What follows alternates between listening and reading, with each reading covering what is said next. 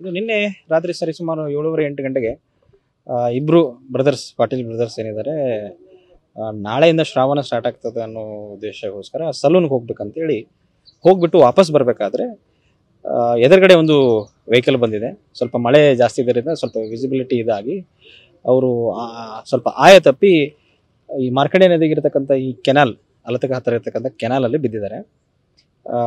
Drive ಮಾಡ್ತಕ್ಕಂತಹ ವ್ಯಕ್ತಿ ಅವರು ಸ್ವಲ್ಪ ತಮ್ಮಿಂದ ತಾವೇ ಎದ್ದು ಸ್ವಲ್ಪ ಹೊಲದಿಂದ ಆಚೆ ಬಂದಿದ್ದಾರೆ.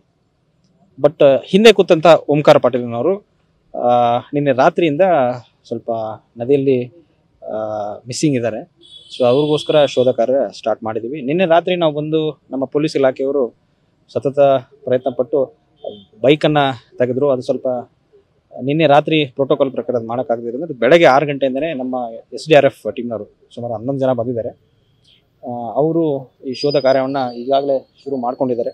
ಒಂದು 3-4 ರೌಂಡ್ ಮಾಡಿದ್ದಾರೆ. ಸ್ವಲ್ಪ ಆ ಕಡೆ ಬ್ಯಾರೇಜ್ ಇದೆ, ಬ್ಯಾರೇಜ್ ಆ ಕಡೆನೂ ಒಂದು ಸ್ವಲ್ಪ ಹೋಗಿ ಬಂದಿದ್ದಾರೆ. ಸೊ ಇನ್ನೂ ಶೋಧ ಕಾರ್ಯ ಪ್ರಗತಿಯಲ್ಲಿದೆ.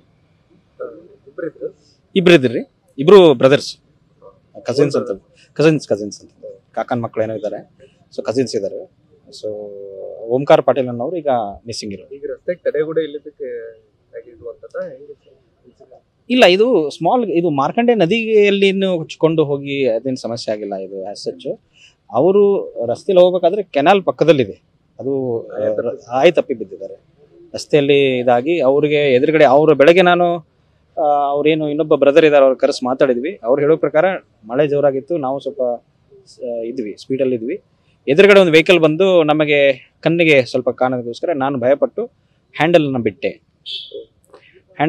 ಸೊ ಅದು ಸ್ವಲ್ಪ ಸ್ಕಿಡ್ ಆಗಿ ವೆಹಿಕಲ್ಲು ಕೆನಾಲಲ್ಲಿ ಬಿದ್ದಿದೆ ಅಂತ ಅವರು ಹೇಳಿದರು. ಸೊ ಅದಕ್ಕೋಸ್ಕರ ಅವರು ಬಿದ್ದಿದ್ದಾರೆ, ಸ್ವಲ್ಪ ಅವರು ರೆಸ್ಕ್ಯೂ ಆಗಿದ್ದಾರೆ, ಅವರಾಗೆ ತಂತಾನೆ ಇದ್ದಿದ್ದಾರೆ. ಅವ್ರಿಗೆ ಯಾವುದು ಇಂಜುರೀಸು ಆ ಥರ ಏನೂ ಆಗಿಲ್ಲ. ಸೊ ಬೈಕು ಕೂಡ ಪೊಲೀಸ್ ಸ್ಟೇಷನ್ ಈಗಾಗಲೇ ತೊಗೊಂಡು ಹೋಗಿದ್ದಾರೆ. ಸೊ ಓಂಕಾರ ಪಾಟೀಲ್ ಅವ್ರಿಗೋಸ್ಕರ ಸ್ವಲ್ಪ ಶೋಧ ಕಾರ್ಯ ನಡೆಸ್ತಾ ಇದ್ದೀವಿ.